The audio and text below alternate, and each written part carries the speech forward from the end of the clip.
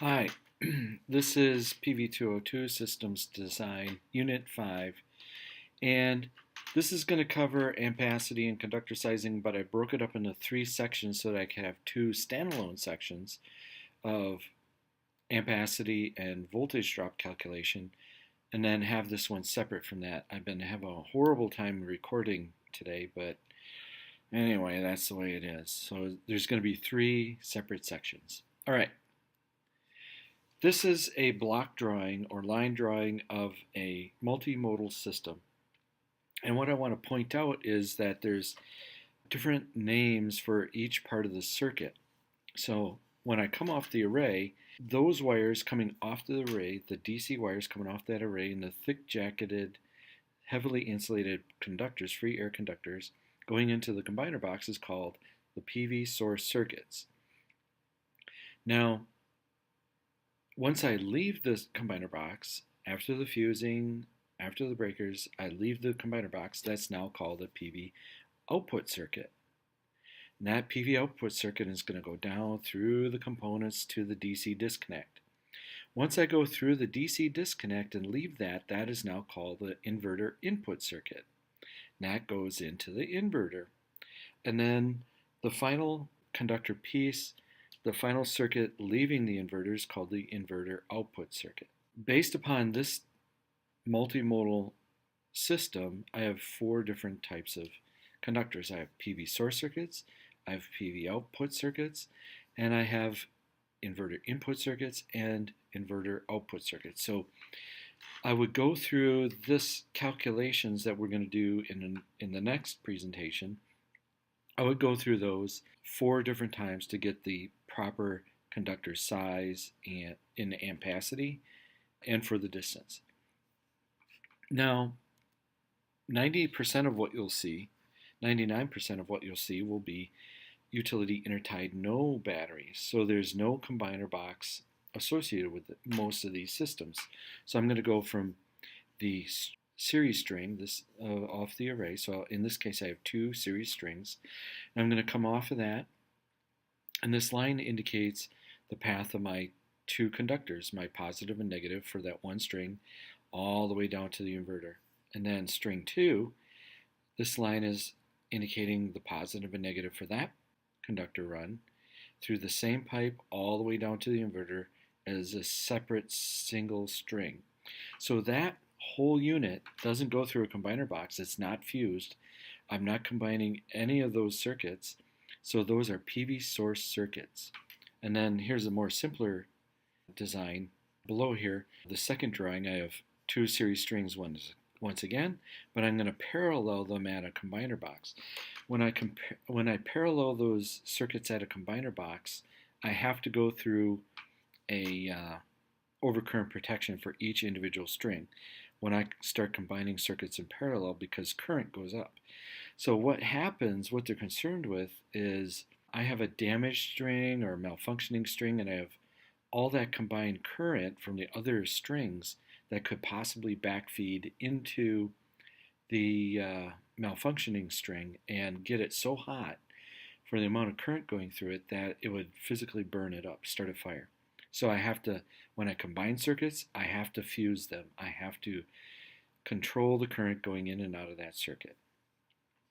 So here I have two single strings going in a combiner box, and then coming off of that with this single line indicating a larger positive conductor and a larger negative conductor. That would be then the PV output circuit. So today's discussion is just focused on the PV source circuits from the array all the way to the inverter. All right, some words about the PV source circuit. Off the junction box of the module, I'm going to have heavily insulated conductors that are going to operate in the free air and in the UV. So they're UV stable, heavily jacketed.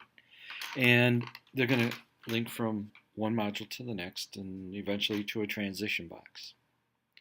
At the end of the module PV wires, I'm going to have these touch-safe connectors. In this case, I have an MC3. I can't touch any of the metal pieces, but it doesn't have a lock on it. The new terminal ends are called MC4s, and those have terminal locks on it. So I push them together and they're locked together. I need a special tool in order to pull them apart. PV source circuits off the array, I have to limit access to these conductors, these live conductors, and so I can do that by height or barriers or pipe. If I get the live conductors above 6'6", then they're considered non-accessible. So you need a ladder to get to them. So I can use height, or I can put screening on the back side of the array, or build a fence, or I can use pipe. Here someone's using conduit to protect the conductors so that they're in pipe. No access to the live components.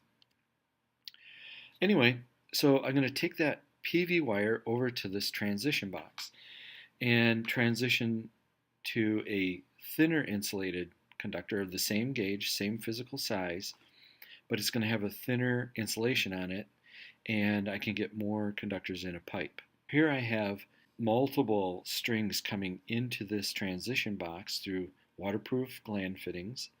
And then I'm going to tie into my single conductor pieces and head over to the inverter. Here's the inside of it.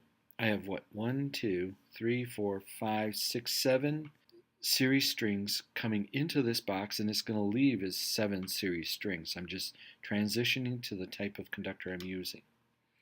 And then it all goes down through this pipe, through this EMT to the inverter. So I want to point out two things on this photograph. This is a waterproof container, so water can't get in there. It's protected, the connections are protected. But it has this sticker on there that I'm required to have by the NEC. This sticker says, warning, electrical shock hazard, DC conductors, don't mess around with this. And then the other sticker I want to point out is this sticker on this EMT right here, this pipe. That says, warning, photovoltaic source. So these are source circuits. It's a reflective label located within 3 feet of the box and then every 10 feet after that. And so firefighters can shine a light up on the roof, see these reflective stickers, and then say, oh, DC conductors up here, we have to be careful. This is another type of transition box called a Wiley box.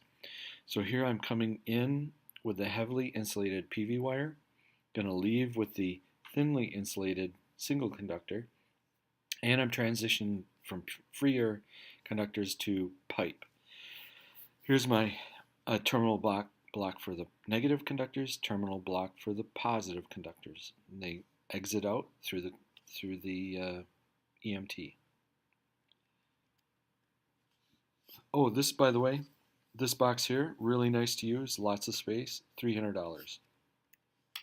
This transition box is something that I get from the hardware store for $12. It's a 4x4 inch metal box with a waterproof cover. So I come in with my free air conductors through this waterproof gland fitting into the box. I make my transition to the thinner insulated conductors, single conductors, and it leaves through this pipe right here. Much cheaper. Other things you'll see out on the street, and this is from the old times prior to the 2014, I think it was 2014 code, that NEC said you can no longer make your own combiner boxes. Now all combiner boxes have to be UL listed and rated, so you're going to buy them from the manufacturer from Trace, Schneider, Midnight Solar, stuff like that, Outback, and they're pre-made. So let's take a look at see what they have here. So here I have my PV source circuits coming in, landing on 4 individual fuses on my 4 strings.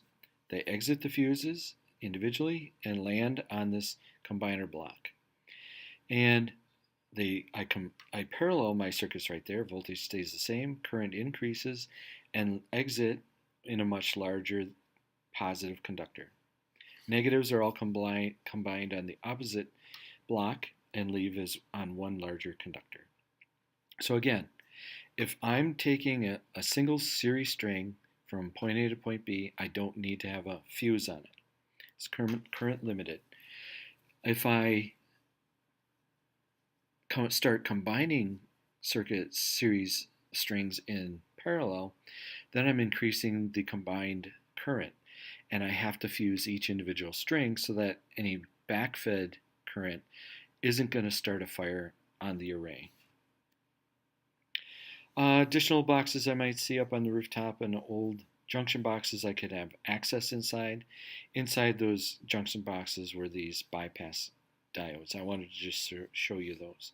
So I'm bypassing current and voltage within the module around high resistive areas that are there due to shading.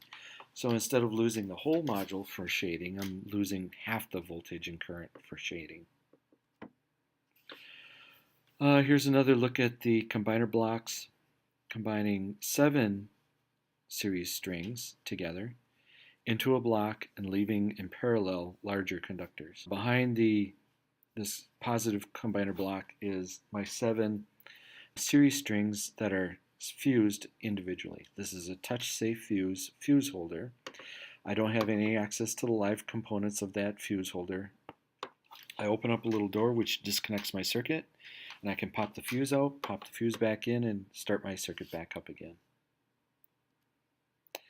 Here's a closer look at some type of fuse holder. Can't do that anymore. Or I can have a fuse holder like this, but I need to have it in a rated pre-manufactured box. Breakers and terminals on fuse holders, breakers, lugs on switches. If they have a torque rating, I have to use a torque screwdriver or a torque wrench in order to tighten down the conductors to a proper setting. And that's on all electrical connections. Something to be aware of on overcurrent protection. Overcurrent protection protects the conductor from overheating, so I don't burn the insulation off of the conductor. And these breakers I can get as AC breakers or DC breakers or AC-DC breakers. So if I'm going to use that on the DC side, it has to be rated for DC. If I use it on the AC side, it has to be rated for AC. For fuses, I need to have the proper fuse rated for the application, but also the voltage. So a common problem from supply houses supplying the solar market is that they supply a fuse of the proper amperage, but the voltage is incorrect. So I need to have, so they'll send a 300 volt cartridge fuse, but you really need a 600 amp cartridge fuse because our voltages of the arrays are operating up close to 600 volts. So if you don't have that and the fuse blows on a 300 volt fuse, that has potential of arcing across the two terminals, across that free air and starting a fire. All right, back to the PV source circuits. Here's my Wiley box at the bottom of the left-hand photo. My 4 conductors, my 2 strings are going through this EMT over to the wall, following the wall, all the way down to the edge of the roof, coming off the roof, down the side of the first story, and entering the basement at this LB. Other side of the wall in the basement, here's my PV source circuits again. They go through this 4-inch box, leave the 4-inch box, through the EMT, into my inverter. So I'm on the DC side of my inverter, and let's take a look at this labeling here. On the right hand side I have my DC label, my red one that says warning, DC circuits, don't mess around with this. On the left hand side is an inverter label that indicates maximum voltage, normally operating voltage, and maximum current. So I'm going to have to make those labels up, stick them on this sticker before I leave. Other labeling on the DC side, on that 4-inch box, I have a big giant red sticker that says warning, DC conductors, don't mess with this. And then the PV source circuit sticker on the EMT right here. All right, inside the inverter, in the wiring box or the wiring junction box of the inverter, the lower portion in this case, I come in with my PV source circuits on the left. They loop around and land on these combiner blocks right here. So I have 2 positives and 2 negatives that are combining together that's where I'm increasing my current at these two blocks. Off of that, I come off with two larger conductors into the DC-AC switch. On this AC-DC switch is the black knob over here on the left-hand side center. That, as I turn it to left or right, it connects or disconnects all the AC circuits and DC circuits simultaneously. So I don't have any DC disconnect on this system here at all. It's this switch right here that's disconnecting my DC circuits. On the AC side of the box, right here, these three combiner blocks, I have two hots, red, black, and then a neutral, white. So I have three current carrying conductors, which are going to come, that are AC, coming off the inverter output. This is my output circuit. Or I was actually, my inverter output circuit. And that's coming through this pipe over to the AC disconnect. And it's landing on the bottom side of the switch. And then the utility or the breaker is going to be located on the top of the switch. So I'm feeding into this switch from the bottom, from the inverter, and I'm leaving out of the top to the breaker panel. And that's the way it always is.